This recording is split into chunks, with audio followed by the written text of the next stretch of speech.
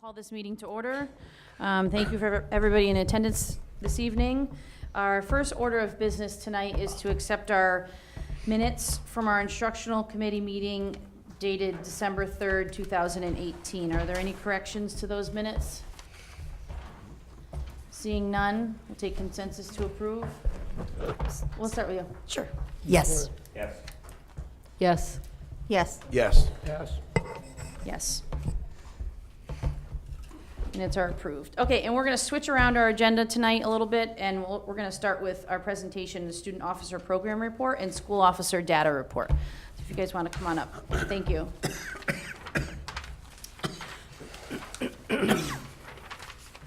Hi, good evening. My name is Sergeant Blythe. I'm in charge of the Community Policing Division of the Police Department. I'm here with Officer Megan Bauer tonight. She's one of our school officers. I have one of two. Megan handles Sheehan and Moran, and Officer Henry Cadet handles DAG and Lyman Hall. He's in training today for the week, actually, so unfortunately he's not going to be with us. What I can do is perhaps read an edited version of my report to Dr. Menzo and the chief from about a month or so ago, and maybe entertain some questions for you, okay? Pursuant to the Memorandum of Understanding with the Wallingford Public Schools, the Wallingford Police Department officially commenced its program to have school officers in the high school and middle schools on a regular basis as of August 24th of 2018. With budgetary and manpower limitations, the Wallingford Police Department has consistently assigned the same two officers to the role of school officer on an average of 3 hours per school day on a flexible basis.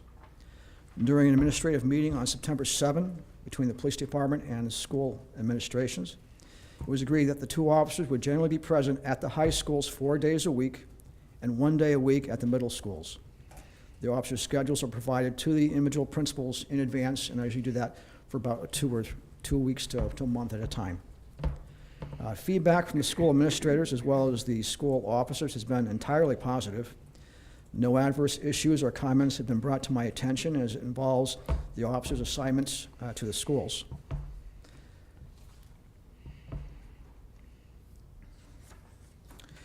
As agreed with the middle school principals, no defined workspace has been assigned to the officers given the limited time that they spent at the middle schools. However, that space is made available as needed. Officer Bauer has her own office, so to speak, at Sheehan High School, and space has been given to Officer Cadet in the guidance office. Based on feedback from the school administrators and staff, observed and reported interactions with students, many of which is initiated by the students themselves, the officers, and demonstrated by our quarterly data. Officers Cadet and Bauer have spent the majority of their time building relationships with the students and staff, worked with and mentored students to preventively avoid misconduct or poor behavior, as well as to effectively meet the goals and objectives set forth in the Memorandum of Understanding. It's my opinion that both Officers Bauer and Cadet are firmly dedicated to their assignments and are well suited for the position of school officer, and I'm very pleased with their performance as school officers. Megan, should I come up? Megan will have first-hand information for you. She's the one in the schools. Feel free to ask any questions you'd like. Roxanne. Yes, thanks. So first off, I want to officially thank the Wallingford Police Department for this partnership. I think it's so critically important, and I have only received amazingly positive feedback about the performance and the work and the commitment of Officer Cadet and Bauer in our school. So I thank you for that. So I'm just curious, I know the bulk of the commitment is to the high school with a secondary to middle school. How's the balance? Do you think it's a good balance as it stands, or could it be better tweaked? Talk to me about that. The balance is really good. Okay. I will tell you that 3 hours, it's not a lot of time, 3 hours, but we make it work. So the 3 hours, just for TV land, I just, because not everybody always knows. For the time we're in the school. Right, so the 3 hours are in the, so 3 hours per day Per day. in yes. each of the schools. 4 days a week I'm at the high school at Sheehan, and 1 day a week I'm at Moran. Got it. So the balance seems to be working very well. Okay, yeah. So you appreciate do you feel the focus of the high school over the middle school is, more, I'm not sure, what the right adjective is, but, you know, valuable in terms of your time. I mean, obviously, any interaction you can have with any of our students is important, and I'm not sure, yeah, I guess the bottom line is to get the biggest bang for our buck, but also your buck, so. I can share with you that when I pull into the high school, I won't even get up to my office, and I will have kids waiting there for me. And, Nice. And that was my goal, so I can share that with you. That as soon as I arrive, word gets around, and I'll have children waiting for me to speak with me.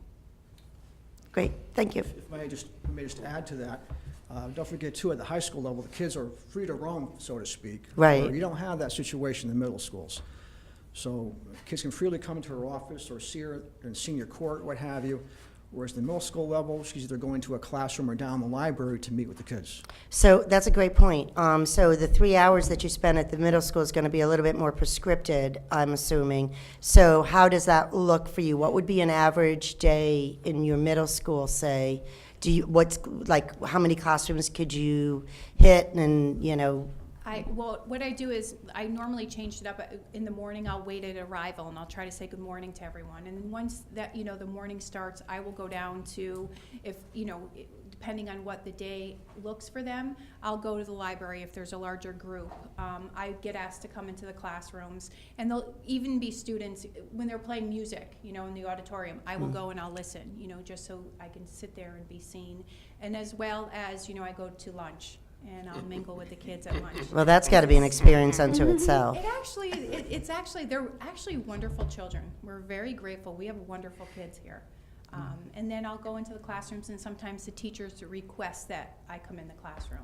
So it's kind of a variety. But, you know, I'm there 1 day a week, so it's a little bit harder, you know, than being in the high school. So at the high school, do you find yourself more less committed to classroom visits and roaming, you know, or how does that work at the high school? It's a mixture. Yeah, okay. It's a mixture. I have a lot of teachers requesting me to come in their classroom or asking. So it's a mixture, and we just I try to make the balance the best. You know, sometimes I was just speaking with you prior to the meeting starting, and I'll have children in my, in my office, and I know lunchtime, and I want to go downstairs and mingle. So, you know, kind of like little ducklings, they'll follow me down to the lunch. So we just make it work. You know, it's a good balance, and we're making it work. Well, again, I thank the police chief and the superintendent and the mayor for making this relationship work, and the synergy sounds really positive. And like I said, I've only gotten positive feedback, so thanks for We'd like that. to thank you for all your support, too. Mr. Reynolds? Yeah, in your statement, you said that 3 hours seems not to be enough time. And if you could have, what would be, in your opinion, I don't know. I think that's something that, you guys can talk over with the chief. But, Good answer. Good answer. Yes. That's a good answer. Yeah, we're the front line, we don't make the decisions. Oh, okay. I I think- was just gonna say, and listen, I'm very grateful for yes, those 3 yeah. hours that we have. I think that we're, Yeah. we're very fortunate, and Yeah. it's been very welcoming, and it's been very positive for the students, for the staff. I think it's been a very good experience for all of us. I didn't mean to put you on the spot. No, not at all. No, and if I could just jump in and try to help. I know the chief and I are in constant communication. As the board knows, we're very fortunate to have a good relationship, he and myself. I always talk to him, and I know he knows that our goal is to continue to increase time as he's able to increase his staff. So I know that he is aware of that. We just recently spoke about this. So our goal is to continue to have him as he sees fit and is capable of adding time. I know that's his goal too. He knows the value of these individuals in our schools. So I don't know if it's going to happen in a year or 2 years or 6 months, but I know that it's on his agenda as well as obviously on mine. I know he continues to be very pleased with what we're seeing, and we're very pleased with what we're seeing. I know when I'm in the schools, I've seen the officers doing what they're supposed to be doing, which is engaging with students. That is the key to this whole thing. This wasn't about a person standing at a front door monitoring people coming in the front door.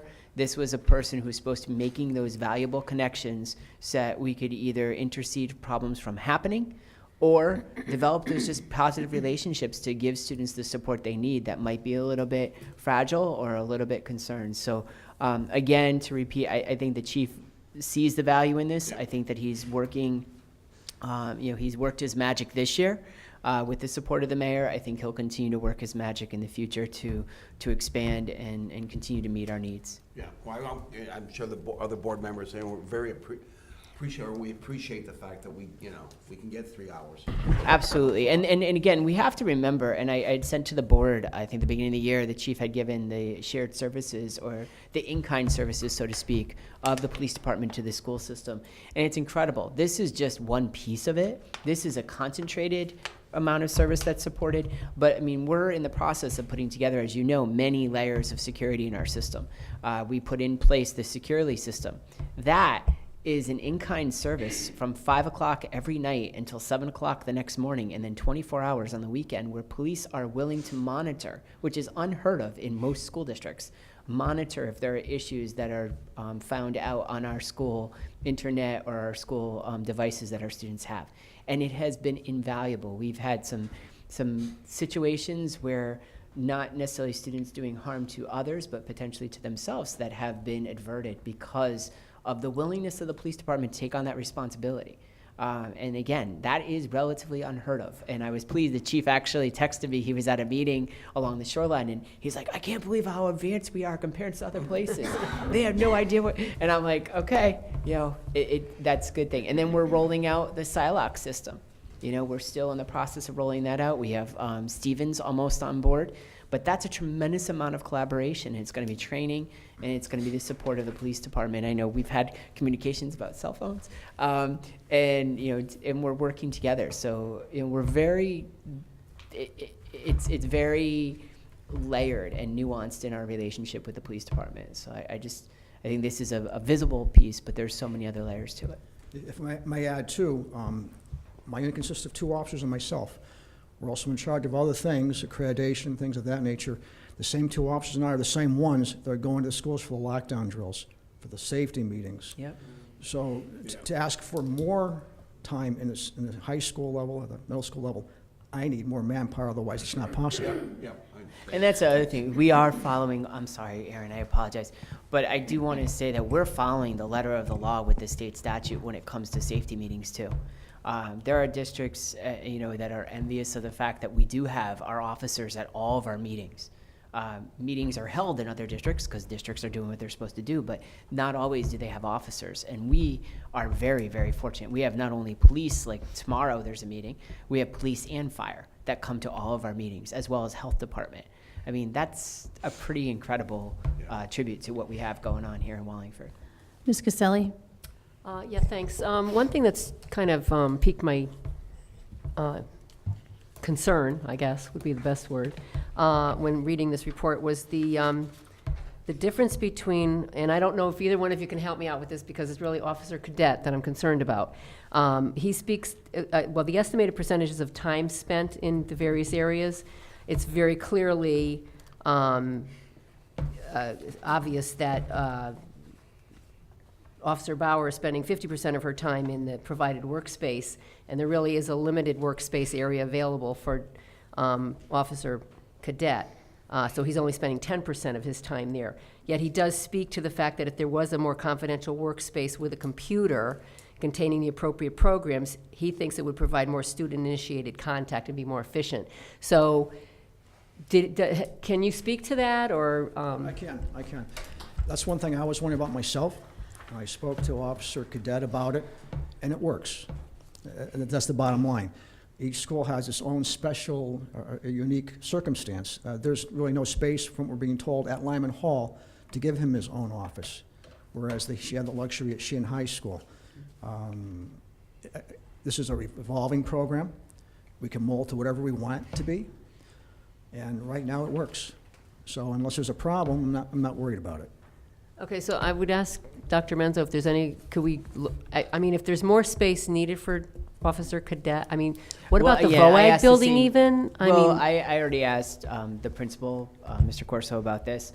And again, I think as Sergeant Blythe just said, I think that it is working. I think that they're constantly looking at space, but I know I was over there, and I know that he commandeered a location to meet with students So I think it's an evolving process. I don't think it's a deficit. Okay. I think it's just an evolving process. So I don't think we'd want to take them and move them to the ag science because it is somewhat removed from the core of the building. So I think that, we continually look at space in the main office, potentially over by the media center, a variety of different locations. I know they're working collaboratively. I know, again, I was over there just recently before the holiday, and he was mobile, all in different locations. And again, I think the nature of the buildings, if you're going to use him to the best of his potential, he's going to be out and about. And we know that Lyman Hall is a very expansive building, and it's a very big layout. Not that Sheehan isn't, but Sheehan is more of a circle where you kind of can do laps, and you can see a lot in a lap or two. Lyman Hall, if you get a lot of steps in. So we're helping the wellness program at the police department. But I think it's. I think it is a balance there, but I will continue to work with Mr. Corso, but I know that they have worked very collaboratively, and it's not seen as a negative on the part of Officer Cadet. It's just the circumstances in the building. Right. I think if you look at the stats I provided, you may see that she may spend more office time where Henry Cadet is actually out in the building more, roaming around, seeking out the students instead of perhaps waiting for them to come to her, to Officer Bauer. And she gets it both ways too. She'll roam the halls too, but there's a place for the kids to go to. Yeah. And that's available to Officer Cadet as well if they really need to. They can go into guidance, walk in that main door, his desk is right there, and if he's not there, they'll find him.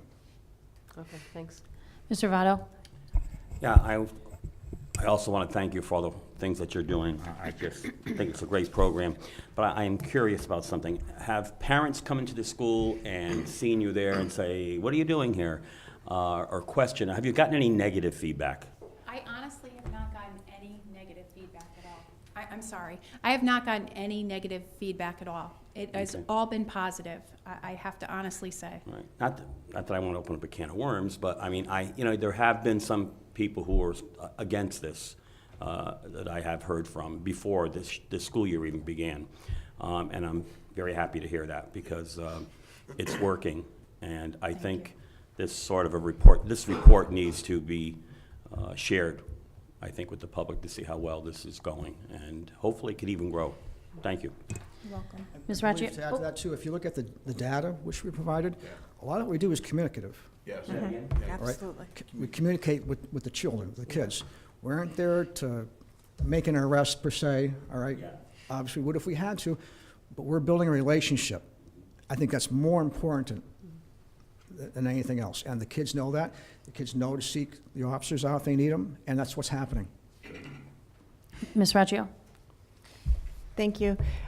As a Sheehan parent, I've seen you there in the evenings, so thank you. I know that's above and beyond the regular 3 hours, but you are noticed. I didn't come up and say hi because you had a crowd around you of both adults and children. Thank you. But one of the things that you mentioned was the fact that middle school students don't necessarily have as much time to be in the halls as high school students. Is there any way, this is probably opening a can of worms, but is there any way to coordinate the encore sessions with the presence of the police during that time? Because that's really the flexibility that there might be more students. I'm not sure if Officer Bauer Our knows the schedule is encore. actually made, Sergeant Blythe actually does make our schedule when the middle school will be doing things like that. And I usually am there at those times. Okay, so you target that availability? Yes. Okay, Yes, Great. Sergeant Blythe does that for our scheduling. thank you. You're very Mr. Ross? Yeah, I was one of the people originally opposed to having an officer in the building. I just didn't think it was necessary, but I've seen it at Sheehan a lot. And I know you make a difference in a lot of kids' lives. I want to thank you for that. Thank you very much. And as like she said, I see you at the basketball games, I see you at the football games, and no matter where I see you, there's always a student standing there that needs to talk to you. And I'm amazed, and I was wrong. And I just want to tell you, you've proven it. Thank you Thank very much. you. I appreciate that very much. If I may, right, that's a perfect example. Officer Bauer is doing that on her own time. I know when that, She yeah. attends these games. Yeah. It's amazing. Thank you. If I may just add, Mr. Votto mentioned about we should be sharing this. Part of our plan was that, and the chief and I are discussing this, that we did say that we were going to bring the initial data that we brought to all of you tonight to the town council. So we're looking at what would be the best meeting to do that at, to make sure that the council is aware of the value. And I think going back to what Officer Bauer said, which I think was always our point when we brought this up as a board to the town in a variety of different ways, was that this was not about arresting kids in schools. This was not about disciplining students. It was about the relationships.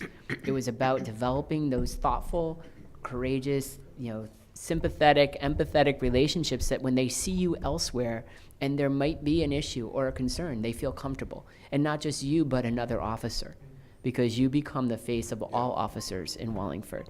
And that was the whole point. And it was very difficult for people to understand that. I think that a lot of people, because again, unfortunately, the timing, even though this had been brought up many years in a row, 3 to 4 years in a row, the timing last year, people thought it was just as an armed guard. We needed a body in the building.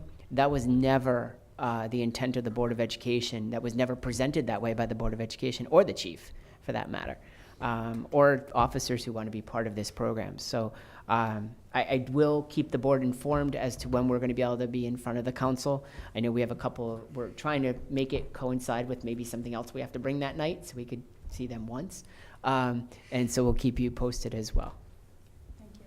Thank you. Any other questions or comments? Thank you. Thank you. Thank you very much. Thank you.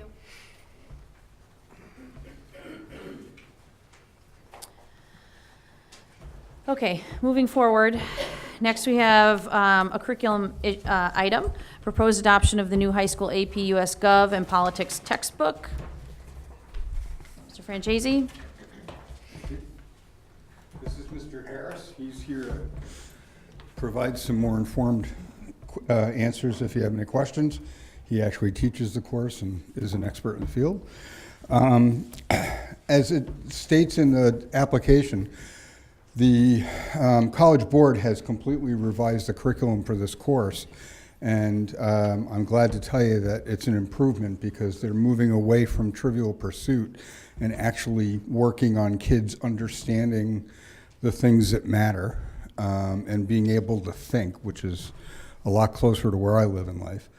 The test is more rigorous, the learning is more demanding. They have to do a lot more thinking and a lot less memorization.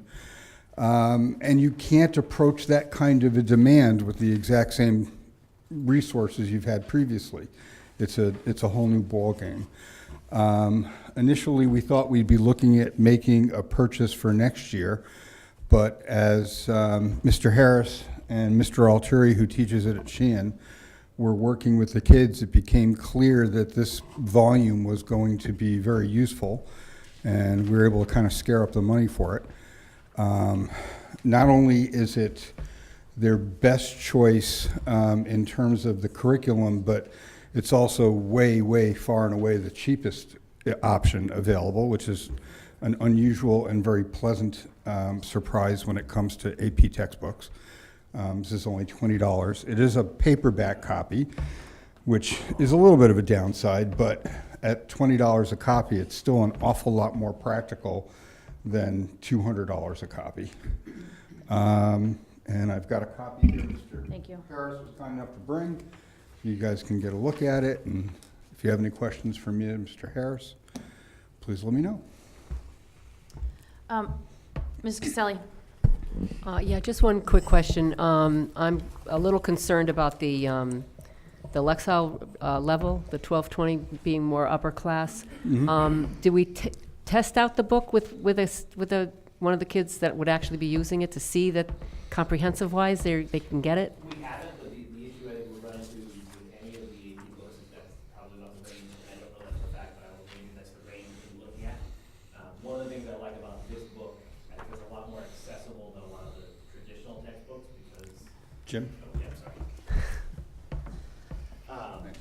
It's a little bit more of a narrative, the way it presents it, and it's a little more concise than some of the other books. It just gets right to the facts, gets right to the information they need. and then integrates how to apply that to things like the primary sources, the different concepts, and that sort of thing.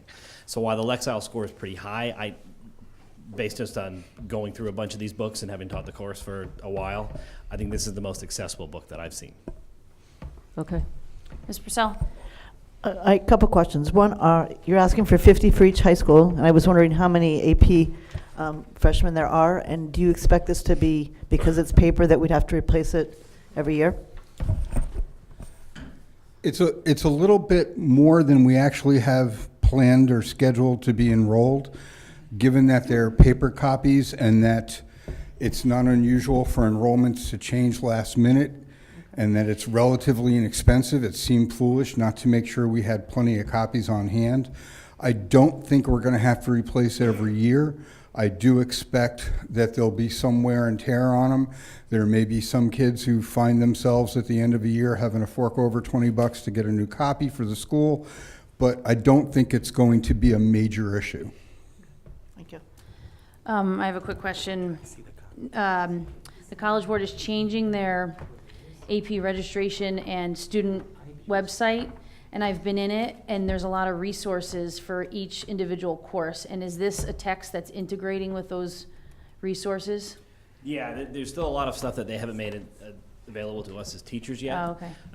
But this is I've used this book as that's something I purchased myself for the AP US course as well. So it's completely integrated with everything the College Board is doing. And in fact, what attracted me to this, and when Jim and I were talking about the different books, was the fact that this is the only book that I've seen that takes all of the supplementary materials, the source documents, the Supreme Court cases, and all the different types of new questions that they're asking, and puts it all in one kind of easy to understand way. It walks the kids through writing thesis statements. It walks the kids through a lot of those things that you'd find on the College Board site, that obviously the College Board goes into a lot more detail. It provides that kind of framework. Great, thank you. Can I look at the book first? Yes. Are there online resources that are related directly to that book? I don't think so. You can actually get the book online in total, but they charge you the same $20 fee either way. And if you get the online subscription, it's only good for a year. Where for $20, I'm thinking even at paperback, we're going to get a few years out of it. So it just seemed to be a better way to spend the district's money. Yeah, we used to use this as a supplemental material with AP US History, and they lasted a while. I mean, the College Board demands every 10 years you order a new textbook to keep certified. I don't know if this would last 10 years, but I'd be shocked if it didn't last 5, 6, 7 years. I was going to say, I think most copies will last a good 5 years, and they're so much less expensive than what we typically pay. It still ends up being cheaper. Mr. Votto? Yeah, I've used the AMSCO version for 8th grade, and I love this book. I think it's concise, gets right to the point. Of course, I was challenged by that because they said there were no maps and there's no, extra stuff and all that, but I didn't like reading page for page in those books anyway. So I like the fact that it's a lot of government. I think it's things that all kids need. I would like to see this in the other, and this is just for AP, correct? Correct. I would like to see it sort of adapted, or I know there's different versions of this for even general social studies classes. Well, for instance, in 8th grade, there's an 8th grade version of this, which is the same way, very concise, gets right to the point. And I tell you, I used it with 125 kids, and it lasted a few years, as long as you set the rules and all that kind of stuff. These are high school kids, AP kids. I'm sure they'll hopefully be a little more careful with them. But I am totally for this, and I'm so glad to see this. Thank you. Any other comments? Are we ready to take consensus? Yes. Let's start with Mr. Ross. Yes. Yes. Yes. Yes. Yes. Yes. And yes. Thank you all very much. Thank you. For the support. Thank you. But I did promise him I'd get him his book back.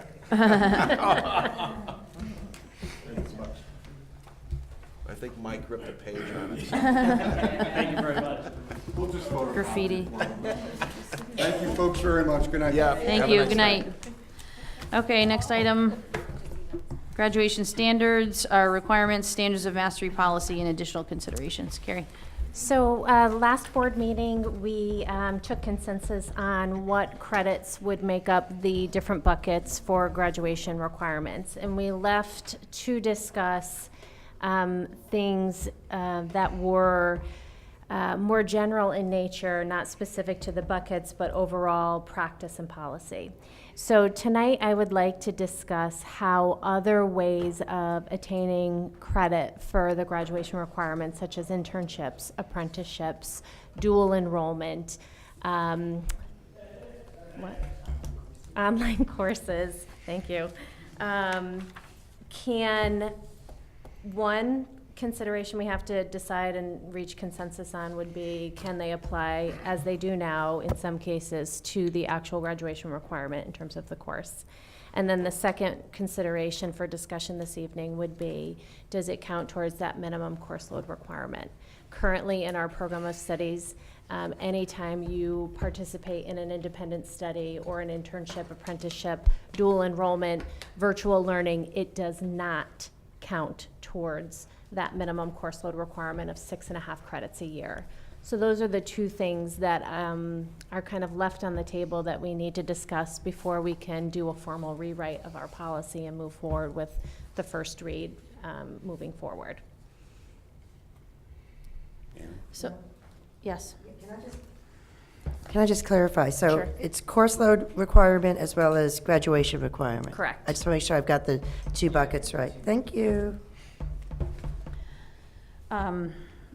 So currently, when we're asking kids to take 6.5 credits as a full-time student, if they're taking any of those that you just listed, online course, dual enrollment course that happens outside of the school day, those are not counted towards that 6.5 credit requirement, is that correct? Correct. Okay, I just wanted to clarify that. Mhm. And And is there- graduation, right? I mean, is it? No. So there's. I don't mean to interrupt. Yeah, no. But I don't know if Yep. you should differentiate those. We should. You are able to count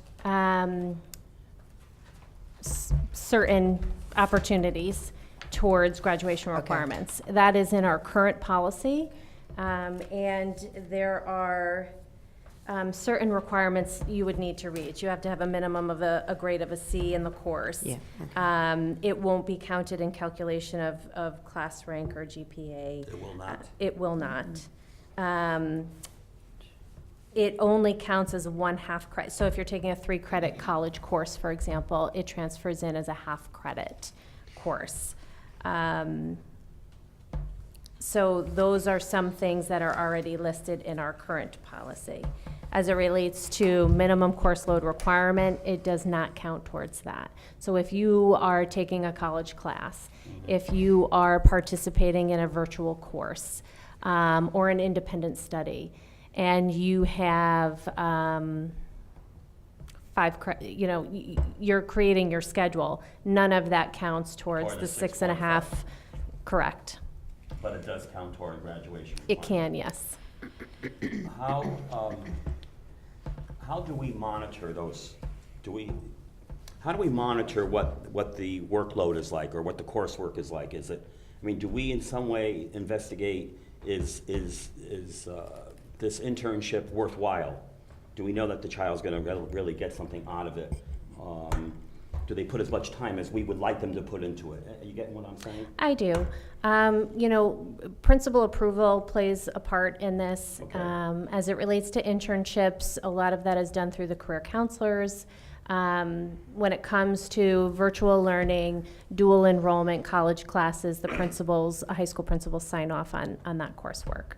So there are cases in other districts, in kind of preparing for this meeting, that there are set criteria for internships and apprenticeships, especially now that the state regulations have changed, where they have all of these opportunities for students in trying to personalize a child's experience and and put some independence there.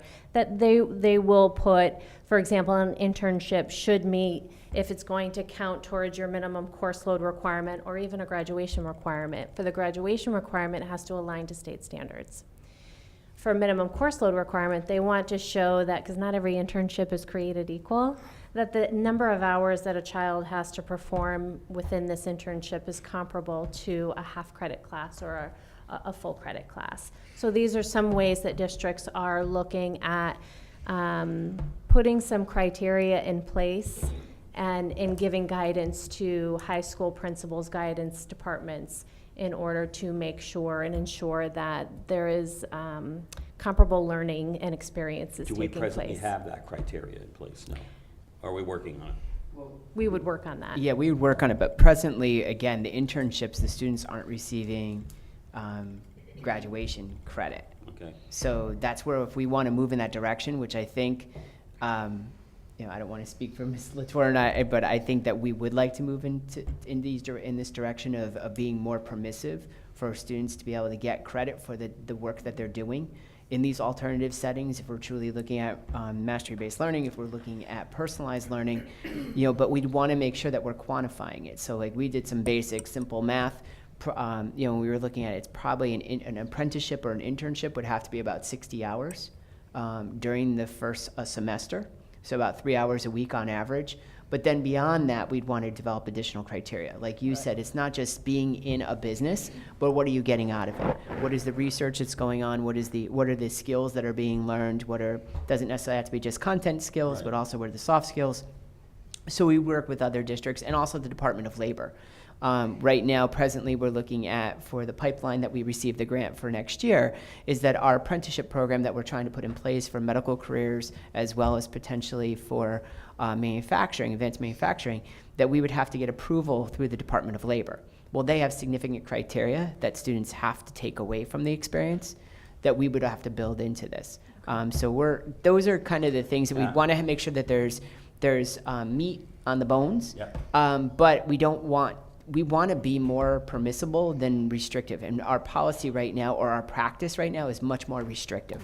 And I think we have to get away from that a little bit. I'm fine with that, but I really think it has to be the criteria has to be Correct. very, very prescribed, and it has to be followed. Because, just because a child's taking a college course, you can't assume that, the teacher is fantastic, the course is great. I think we have to be a little more, we have to be careful as far as what kind of things they're taking. Absolutely. So, especially if it's gonna, I think, go toward graduation. Well, and that's where we have the two different, graduation credit. exactly, there's the two different buckets. There's this, I don't want to simplify it, but the 6.5 credit scenario, that bucket is maybe a little bit more broad, because like you said, they're not double dipping almost. They're just getting their seat time, so to speak. The graduation credits, we have to be strict with, because as Carrie said, we have to make sure that it's following state standards. Right. So that really, we have to make sure that we as a Board of Education, as a school district, don't put ourselves in a position where we're awarding graduation credit for things that are of lesser value or lesser quality, or don't meet the standards in general. So you're absolutely right. We have to make sure that we have quality control. I just have a quick question. I am thinking about transcripts and how to get these courses on transcripts. Are we asking kids to get approval for the course in order to get the credit, or can they just over the summer take a French course at so-and-so and turn in their transcript, and then we put it on ours? I'm kind of curious on how that would play out. Well, our current practice right now is prior to enrolling in the course outside of the district, there is an approval process. As it relates to the transcript, generally our practice is it goes on the transcript upon completion of the class. That is not dissimilar to many other districts in our area. With the new state regulations, and as broad as they are in terms of these items, whether it's work experience, internship, apprenticeship, I do think we need to look at what process we have aligning to Power School and how that works in order to get these experiences on the transcript in a timely manner. It's it's done very differently in a lot of Yeah. different places. I'm just thinking about like a senior who's taking like discrete calculus or something off campus and wants to show that in a college on their work in progress Yep. and how that happens. No, and that's something we want to definitely look into to make sure that we're not penalizing a student Right. for doing that. I think going back to your first part of the question about having the student present it after they took the class, I personally would not be in favor of that. I think it needs to be pre-approved. Pre-approved. Because I would hate to set a child and a family up for the thinking that this was going to count and they'd spent money. Yeah. And then we say to them, no, sorry. I would feel badly, and we'd be put in a bad position. So I would want personally, I think pre-approval. And likewise, because of the way the state regulations are worded in that everything has to align back to state standards, I would never want to be put in the position as a district where a family and a child went out and took a class and paid tuition for it to only find out that it didn't align to the state standards and therefore could not be counted as a graduation requirement for math or world language or whatever it is. And then they're a spring senior and out of luck. So I do think it's absolutely critical that we have that pre-approval process before a family enters into tuition cost and that type of thing. Right. So. Mrs. Purcell? I'm very much in support of being flexible, but I'm also, along with Mr. Votto, concerned about the mastery-based thing. My feeling is if a student goes out and does something, and it accounts for, I don't know, whatever, science or English, whatever it is, that they somehow show mastery as the same things that our students who are in our classroom have to show mastery for. So I would like to be able to, when you put up this opportunity, and they go out on the intern, wherever they are, saying they need to meet this, and this criteria in order to get the grade and have that kind of up front. That's a good point. I think that the other thing that we're faced with, and I know other districts have been faced with, I think the quality of the actual articulated, dual enrollment courses of community colleges tend to be of a higher quality than sometimes we see with online. So I think the online is our continued concern. So that's one where we want to have much more guidance. And I think the criteria that we're going to need to put in place is going to have to be not necessarily stricter, but we're going to have to make sure that we have that are really a clear understanding of that one, because a lot of the online programs we find it's less teaching and more just doing on the part of the student.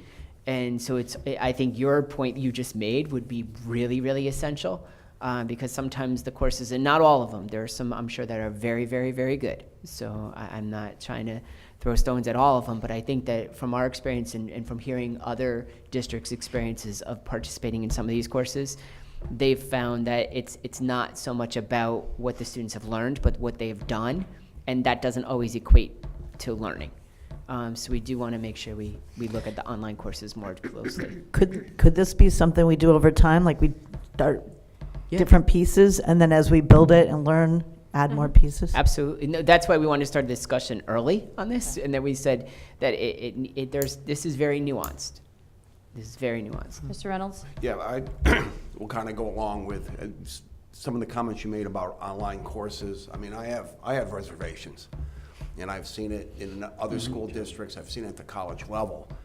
I mean, first and foremost, I couldn't see approving any online course unless there was a comprehensive exam at the end where the student is taking it. And I'm just playing devil's advocate. I'm saying the far majority of our students would do the work, but I've heard, and to not know what's going on, because I would assume these would probably be done, at home? Or at the library? Or would they be done? Most often, they wouldn't be required to be in school. Oh, okay. To do that. Ms. McKay? Yeah, so first off, I want to say that I like the idea, if we're really committed to a mastery-based learning model, to give as much flexibility to our students for alternate ways for their learning. So I'm in total support of that mindset. But going with the online, what we hear over and over again from the business community are our students, and our students aren't unique, students that are graduating at 18, their soft skills are lacking. And I worry about if they get too consumed in an online, even if they're good, solid courses, let's say they're quality courses, I still worry about that, especially at the high school level. We want to instill as many opportunities for interaction with people. And that's a concern to me too, is finding that balance that we hear over and over again, just making eye contact with people. And I worry about, in a digital world, how our youth are evolving in those social skills and their ability to communicate and make eye contact and interact with people. So though I'm supportive of the mindset, that I just wanted to make that point too, because we hear it over and over again from our business community. Our kids don't have that ability to communicate and interact. So if we allow too much, and I think there's a balance with the online and alternate educational opportunities, that if we are truly committed to mastery-based learning, we should provide them, but with a good structure that's in place, that a vetting structure, I guess is the word I would use, a vetting structure that no matter who's looking at it and vetting it, whether it's a guidance counselor, a principal, a teacher, a parent, a student, the vetting process is established, that the criteria is clearly identified as to what we're looking for as acceptable means of an alternate educational opportunity that mirrors or matches what we expect if you were in the seat in a classroom in the Wallingford school system. That would be my parameters. Go ahead, Ms. Raccio. Okay, so as the parent who just paid for the third dual enrolled course for my senior, there's a couple things. I agree with you, Roxanne, on the online piece of it. I just want to, I guess, put some definitions out there that I've kind of learned over the past year. The difference between the on-ground 100% technology versus the online. So there are, I think, courses that are 100% on ground, where you actually go and you have your course, whatever evening or dual evenings, whatever it is, but then the assignments are 100% online. So I think those just embrace technology that we're trying to do even more. So that, I think, is a little bit different than the online. Yeah, right. Yeah, but The definitions need to be identified. That's a dual enrolled. The big difference, which I think, if I can clarify, is that they're enrolled in a community college. Yep. The online courses would be VHS, would be, so virtual high school. Right. They'd be other organizations that are not a physical building, brick and mortar, but most likely are professors in the cloud, so to speak. Yep. Professors in the cloud. Okay, that's a new term for me. That's all good. I would also like to see if we're going to allow the course load for a course to meet the course load and the graduation requirements. And I do this anyway, just because I have to get a principal's signature before my son actually takes the course. I turn in a syllabus in advance. And the community colleges are very accommodating they already know who the professor is, they give the syllabus. That's not hard to actually get. And then I also turn in the receipt, because I kind of feel like it's been a discussion already with guidance. Does this work? Does this not work? And currently, I think one of the things, Ms. LaTroy, that you didn't mention was that students can't take more than 50% of any core area outside the district right now. And I don't know if that's up for discussion. I kind of like it the way it is. Or maybe, I don't know, maybe not more than one per I don't know how the board feels, but you don't want a student taking 5 courses at a community college and never Correct. showing up to Well, and school. again, you're not interacting with your age Correct. group, so, yeah. So I there's think got there to be are- some balance there. There are, and a lot of places do different things. For example, even with the independent study or an internship, it can only be a certain amount of credits a year. So it gets to that very point that you do have to spend some time inside your high school. Right. You can't do everything outside of your high Right, school. and I don't know that we're addressing that either way right now. Well, in our current policy, we do, and that is something that we can continue to carry through. As well as we're starting to dip our feet into this wide ocean, we can put some, parameters and limitations on how many credits you can earn through these Alternate methods. means, yeah.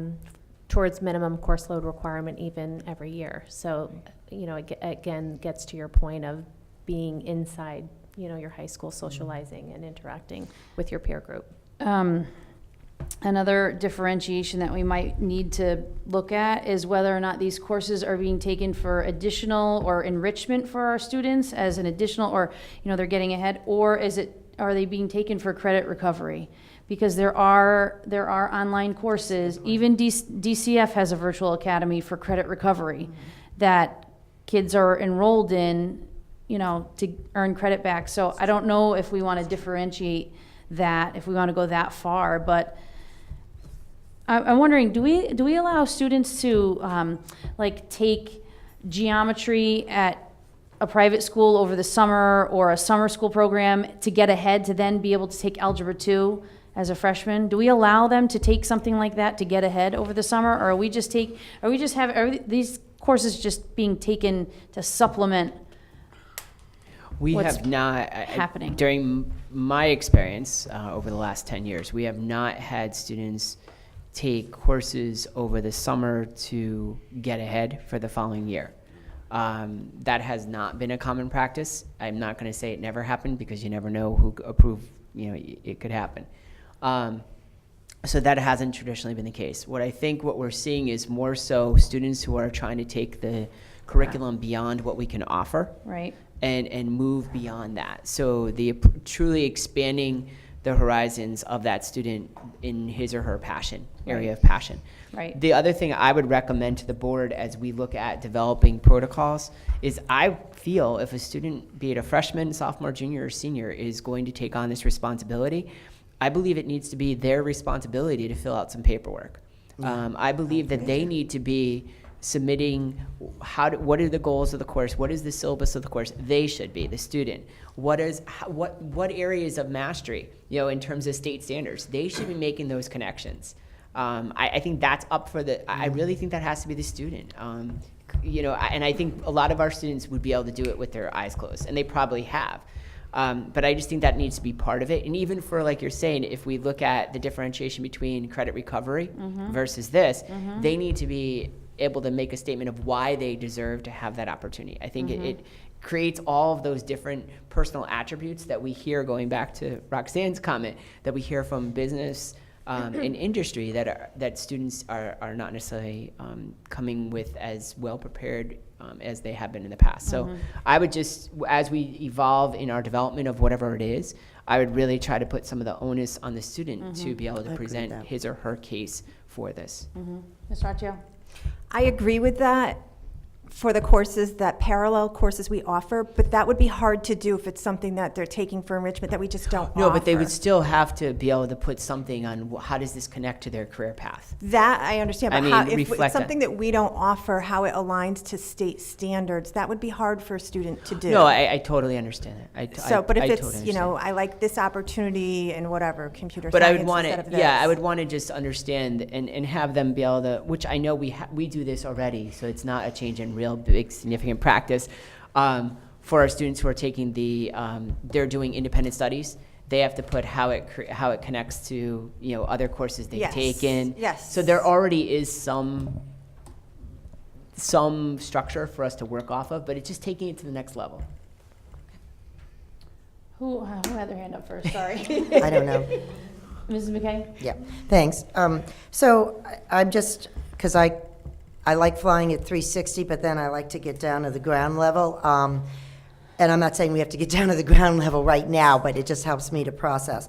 So on our agenda, it says discussion and possible consensus.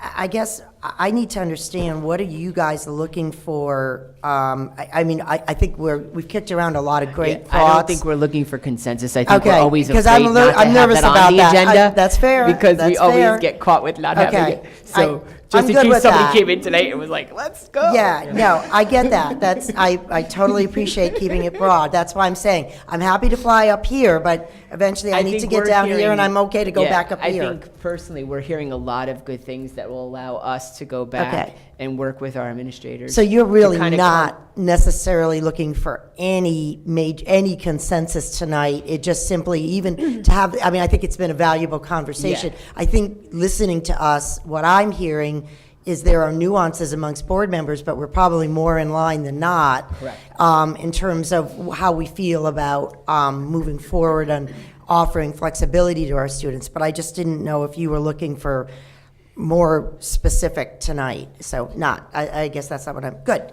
I'm glad to hear that. Right. Mr. Votto? To further clarify, Yep. we have to approve this policy, approve, okay? And We you know have to how rewrite it first. We have Well, yeah, three. there's a well, thought. Now, wait a minute, though. The basic policy, which was the 26 credits. Yeah, that's to good. graduate. That's- Now, where are we with the reading on that? You know how we have 3 readings? Yes, I do. Is this considered one of No. them? We have not presented the new policy to this board as a first reading because all of these discussions had to happen first before we go to rewrite. So you took consensus on what comprised the different buckets Right. for graduation requirements. This conversation tonight was kind of the last nugget we needed to have a conversation about. that out. So now the policy committee needs to go back to the original policy, incorporate everything from last month's board meeting in terms of the specific credits. We have, through this conversation, a really good sense of where people stand in terms of course load requirement and, you know, do these alternate learning experiences, can they apply as they do now to the graduation requirements? And we will modify and edit existing policy. We will then bring it to the board for the first reading. And that's not to say that the changes can't be made, which you all know, because we have 3 reads to do it. So everything has to be included then? It But does. didn't we have And- to have something done? Yes, we The did. 26 We credits, needed is the that- consensus for that because it had to go into the All right. course planning guide. Okay. So you Right. guys did that. I think what I heard tonight also, if I may say, and policy committee's here, is that I think I like this, as you guys are discussing this, is to talk about phasing in certain things. So taking things that we know we could do well. That's what I Yeah, yeah, You I know, think do I agree things, with that. what we can Just like do Terry well, recommends those in you know, take those first. Yeah. Because there are some that are a little bit more, Nuanced. yeah. They're, yes, exactly. It just, and I think I don't want to be a trailblazer in those right now. I'd rather do the ones that we know we could do really, really well for our students and for our families. So I think, and there are plenty of them. There are plenty. I'm not done. Okay, and then Mrs. Purcell. Sorry. I'm shut my. So we still have to discuss if a child has to have 6.5 credits and be in school for that. Is that correct? Well, we Per year. have been discussing that. Yeah, well, we're talking really about 2 different things Yeah, here. we are, Okay, I just want to absolutely. get that clarified to make Yep. sure we're still on the same page. The other thing is, Aaron, I would like you to define for me what you consider, now I lost it, when they make up courses in the summer. Credit recovery? Yes. What's your definition of that? When a student fails English 2 Mhm. and needs the English 2 credit to move on to English 3, he or she can, I mean, typically it was summer school. You'd go to summer school to retake English 2 or Algebra 1 or whatever it is because you failed it during the school year. Okay. But are you saying they can go anywhere for that? Well, Or does it I'm have to be here in Wallingford? See, my thing is, it should be here. Well, I'm wondering if we can use, if we're allowing that now to use online methods to recover those credits. For example, DCF runs this virtual academy for kids that are in foster care or have been in and out of the juvenile justice system, and they run this specifically and take recommendations for kids to take these courses online, wherever they're being housed at that point. Do we recognize those? Do we recognize those for credit recovery, towards our graduation standards? I think my opinion, Yeah. generally speaking, Yeah. I think if a child has to take a course over again, I think it should be through the Wallingford school system, because we have the criteria, we want to have a child master something. The DCF thing might be a separate issue. I think that one we would have to You know, defer I and think accept that's those something credits. different. It's a totally. I think the thing that we no longer accept credit for in terms of credit recovery is Odyssey Wear. That ship sailed a few years back because that wasn't as rigorous as we needed it to be. It became more of a game than a learning experience. It's just But I that- think the DCF one, to your point, and I've heard some positive things about the coursework on there. So Yeah, I mean, I've seen some online courses that adults have taken. right. And it's really, rigorous is not even the term to, I mean, it's nowhere near rigorous. And it's just like, I think you mentioned before, it's busy work that they do on their own, and they just hand it into a professor, and it's really, it's prescribed learning, and your learning is personalized, but yet it's not at all rigorous. Well, oftentimes, students who don't pass a course during the school year need a lot of hands-on opportunity, one-on-one opportunity, which you're not always getting in an online version of that course. It's, we're asking them to be very independent. I've seen a lot of it be just Here, go busy do work it. for the most part. So, yeah, Okay. it's just a thought. Mrs. Purcell? All right, I have one quick question and one long question. The quick question is internships. If someone does an internship and gets paid, can they use that for credit? We would like to say yes, because that would be apprenticeship, and that'd be under the Department of Labor. So they would get paid the minimum wage, and it'd be split between the Department of Labor and the business that they would be working in. All right, I got to think about that. Go ahead. My second question had to do with online stuff. I've been thinking about this for a while because we talked way back about, we have 6 kids in an AP course here and 6 kids in an AP course here, and we always have to have a teacher in the classroom with you, so you can't save any money. I'm just curious, is it a possibility to do some online within our own district first to kind of test things out? And this is what I'm thinking, because I know it'd be kind of a hassle, but could you have like a teacher in a room with, I don't know, maybe 10 kids, and 5 kids do an AP, whatever, and 5 kids are in a different subject, but they're taking it from Sheehan, but there's one teacher in the classroom, you know what I'm saying? I do know what you're saying. And so that we can see how online works within our district, that's all. That's a kind of cool idea. Maybe the kids in one school would be listening to the teacher in the other. Right, so I would be taking like a AP history do course something like that. from someone at Sheehan, but I'm physically in Lyman Hall, and I'm in a classroom with a teacher, but instead of having 2 teachers Right. here, I could have one teacher who's watching kids that are doing several subjects across town at the Haven't we same done time. something like that with kids who are homebound or something, where there would be a camera in a classroom and the teacher would be teaching, and that rings a bell to I mean, me. you can. think I that's think been what you're done. saying, though, is there are small groups of kids taking different classes with one teacher in the room. Yes? Well, I know we have to have a certified teacher in the room. Yeah. Okay, but I don't know that they're all, it wouldn't save us any money to have one certified here, one certified here for the same subject, you know what I'm I saying? just think logistically you have to be careful size of room and because it could be distracting, What you- clearly. Oh, yeah, What no. you could do, and we would have to seek guidance from the state to whether or not they would agree with this, but if you do the AB schedule, and if you have the teacher, or excuse me, if you had the teacher go between the 2 schools every other time, Yes. and then have the students who are not with the teacher be in a learning environment, the state might, and this again, might, we would have to seek guidance, they might allow those students to be unsupervised by a certified teacher because they'd be tuned into the other teacher. It would have to be in probably a public setting, so they might have to have headsets on in a media center where there is another certified adult, but not necessarily teaching. So it is something to consider in that regard, and then have the teacher on the next day where the kids were with headsets the day before or the 2 days before, that teacher would be in that environment.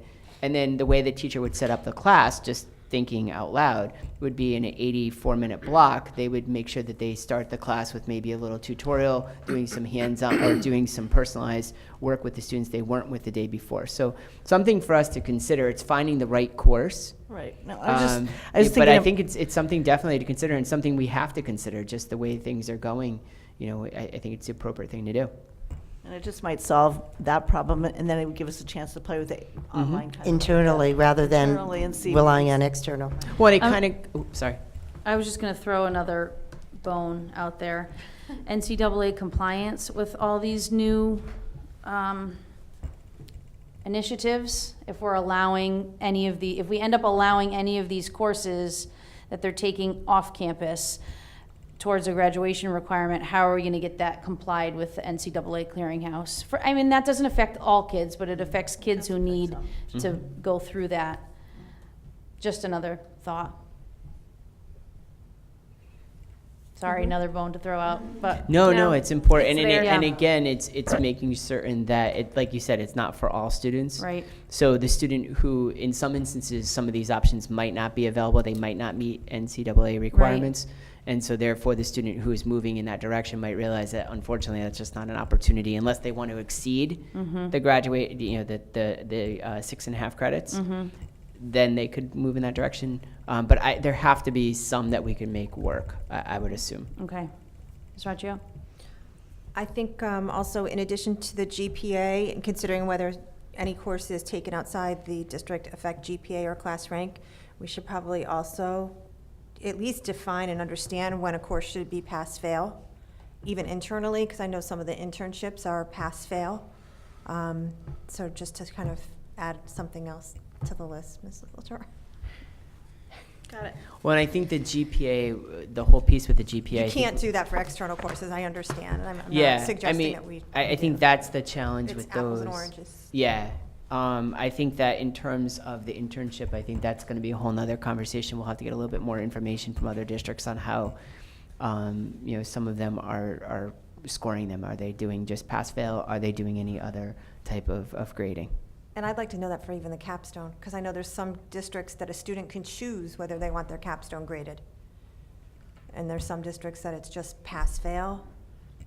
And there's some that are fully graded. Mm-hmm. So they're all over the place. There are a lot of differences, and so as you start to sort through what different towns are doing, some capstone is not a class, it's a independent project with an advisor, so everybody does it a little bit differently Right. and has their own spin on it, so. Okay, any other comments? Hearing none, I don't think we're ready to take consensus tonight, so we'll move forward. Where are we? We're on item 6. Policy and possible consensus, proposed adoption of revised regulation in administrative regulations concerning physical restraint and seclusion of students.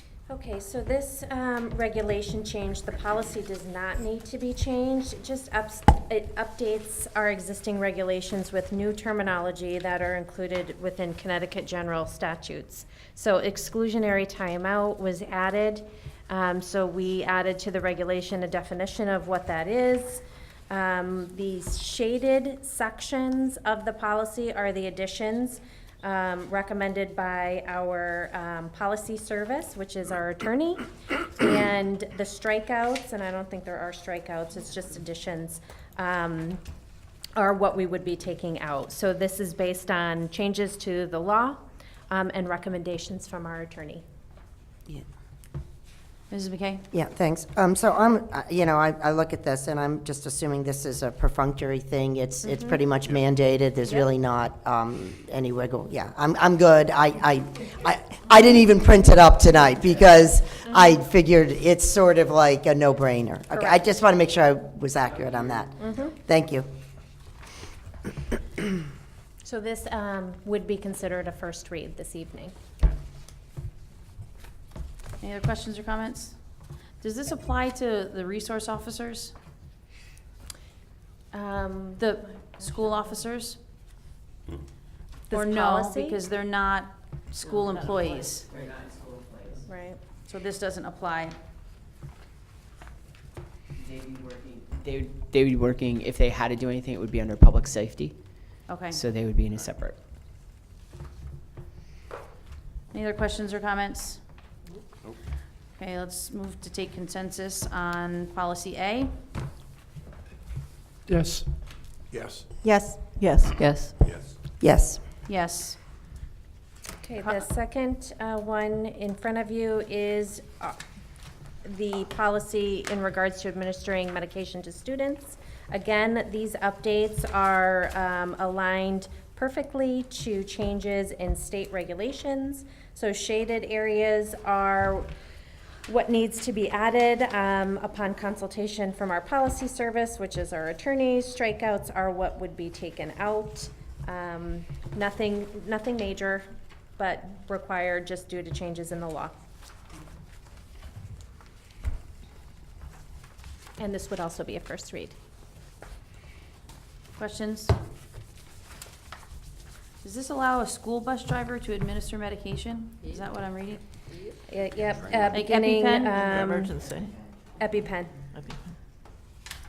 And they have to be, they have to go through training. I was They gonna do. say, don't they have to be trained on that? So in the last But the page training isn't 11 our responsibility. The Correct. training is Would be the bus company's company. responsibility, yeah. That makes sense. But our fees will go up as a result. No, make no mistake. Actually, we So- got a 0% increase for next year's bus Okay. contract. That's Just good. letting you know. I've got to hear that. Me too. Questions, concerns? Is it a 1-year? Yeah.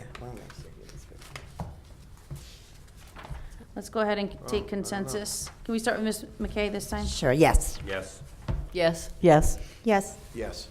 Yes. Yes. I just have a quick question. Sure. Do we have page 2 and 3? You start with page 4. I do. Well, I don't. I do. I do. I do electronically. Well, electronically we do, but Did you not get a Oh, second okay. side, or did it not print well? Which one? Where do you start? Oh, yeah. We got the cover page is students, And then it's. and then the next page is page So 4. here's a printed copy from the electronic. Yeah, if you want to look at this. Yeah, you can- Maybe that's all we needed, that part. We need to feel Nothing was changed. well, We're saving paper. Yep. Nothing got changed. Yeah. Thank you. Sorry. Okay, public comment. Seeing none, this meeting is adjourned.